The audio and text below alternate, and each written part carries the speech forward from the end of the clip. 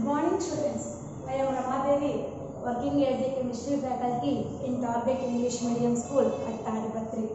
Today, I am going to explain this video for 8th class students. Already, we know the matter around us chapter was completed. In that, I try to send the PDF file. The key points are sent the PDF file, but it is not. There is no PDF file for you. Why? Because it is a new chapter. That's why I will write on the board the key points, whatever we have discussed in the matter around us chapter. So, you also write these key points in your notebook, and these are help to you for better understanding the matter around us chapter. What we are learned in the chapter totally, we are prepared with the points wise. Okay, are you understand now? These key points you must be noted in your running notebook. Okay.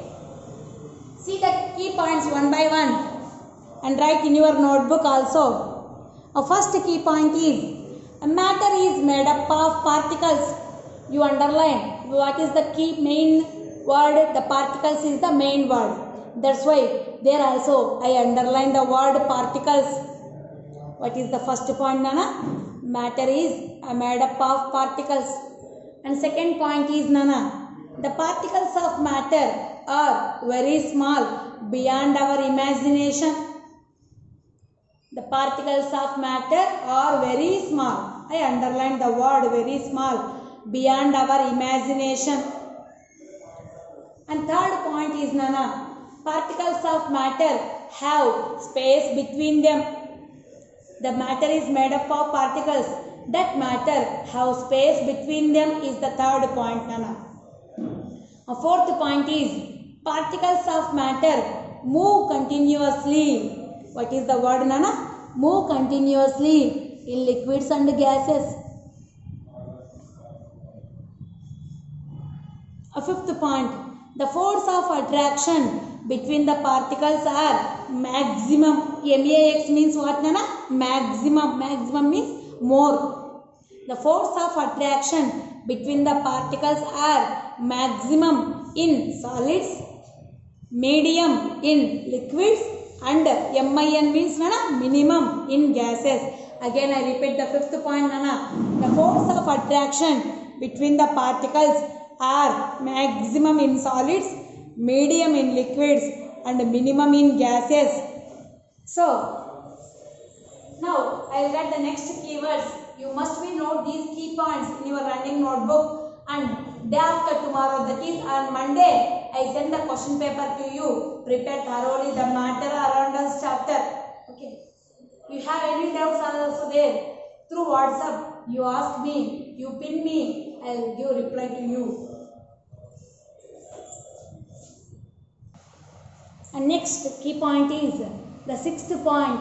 The particles are arranged orderly in the state of solids, while particles are randomly in gases. Randomly, what is the meaning of randomly? Means zigzagly.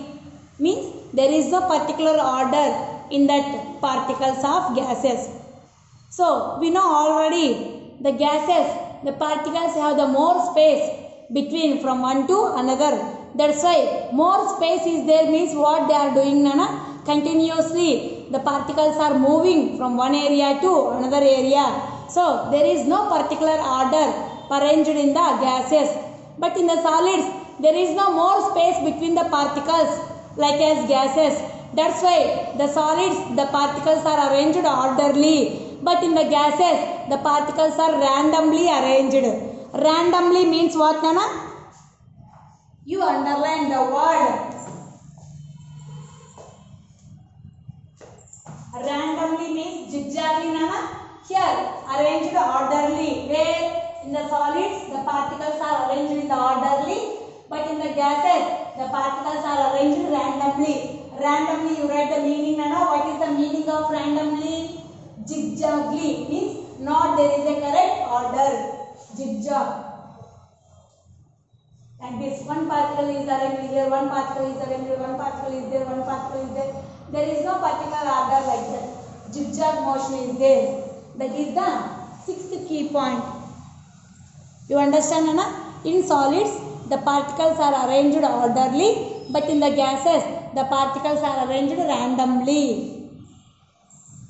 A seventh point is diffusion is possible only when particles of matter move continuously.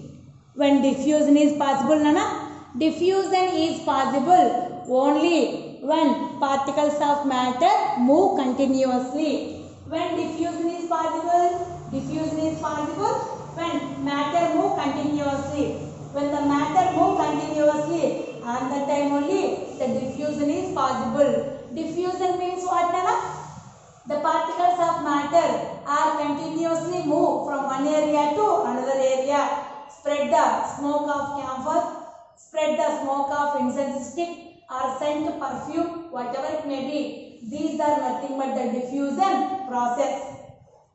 And eighth point is rate of diffusion of gases is higher. Where it is higher, Nana? In gases it is higher. Which one? The rate of diffusion. Why the rate of diffusion of gases is higher? Because in gases the particles have more space. In that space the particles are move continuously. Based on this point we can understand this point. Diffusion is possible when the particles are move continuously. Where the particles are move continuously? In gases. That's why the rate of diffusion of gases is higher than that of liquids and solids. Means first is gases, next is liquids, next is solids. Okay. Ninth point is the states of matter can be changed. The states of matter can be changed by changing the temperature and pressure. When we change the temperature, for example, ice cubes are there. Ice cubes, when we apply the temperature to ice cubes, those are melted. And apply the more temperature to water, it was also converted into vapor state. So the ice is a solid state, the water is liquid state, and the vapor is gaseous state. When we changing the temperature, must be the matter is also changed. The states of matter is not fixed. Are you understanding? Yes.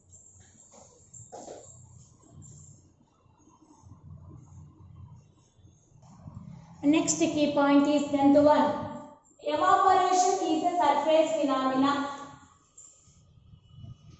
Evaporation is a surface phenomena. Already I told evaporation is occurred only on the surface of the water. It is surface phenomena. We can say particles. Here full stop is there, na? Particles from the surface gain the enough energy to overcome the forces of attraction present in liquids and change into the vapor state. For example, in a river, you can assume here it is a river is there. The water was presented in the river. On the surface of water, the particles are presented. The water particles are presented. These particles are gained the energy in the form of heat energy. The form of heat energy. That energy was gained by these particles, and to break the forces of attraction between the particles, from one particle to another particle, there are some forces of attraction was presented. That forces of attraction was broken by the particles, and those are changed into another state. That is nothing but vapor state. We can say 10th point is evaporation is a surface phenomena. Full stop. Particles from the surface gain the enough energy to overcome the forces of attraction present in liquids and change into the vapor state. That is the evaporation. What is evaporation? Also you write this point enough. Okay. Next, 11th point is boiling. Boiling is a bulk phenomena. Means from down onwards the phenomena or process was occurred, but the evaporation only occurred on the surface area. So boiling is a bulk phenomena because particles of the entire liquid changed into vapor state. Entire liquid changed into vapor state. What is the phenomena? It is a bulk phenomena. Now I asked one bit means evaporation is a dash phenomena. You write it is a surface phenomena. Boiling is a dash phenomena. You write it is a bulk phenomena. Are you understanding? So boiling is a bulk phenomena. You boil the water. What happened? The surface particles only boiled or total entire was boiled? You know, keep some water in a vessel and that vessel keep on the stove. What happened after some time? The water was boiled or not, Nana? Yes, the water was, total entire the liquid was boiled and continuously it was boiled means what happened, ma? Total entire water was evaporated. Okay, yes. So we can say the boiling is a bulk phenomena because particles of the entire liquid changed into vapor state. Okay, so next two more key points are there. Those are, see here. On Monday, I send the answers in your improved learning question paper for that. And Tuesday or Wednesday, I conduct the exam. First Monday, I send the answers. And 11th key point is, 12th key point is evaporation, surface area, temperature,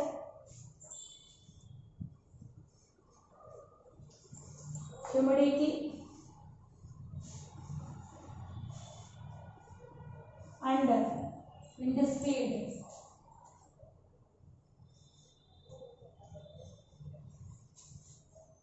Are the factors of evaporation.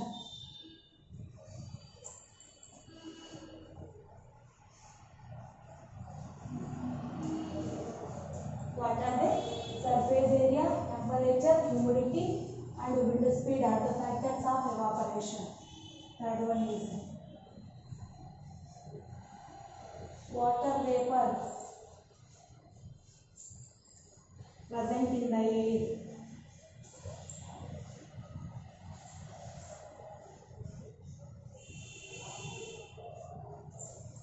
Is known as humidity.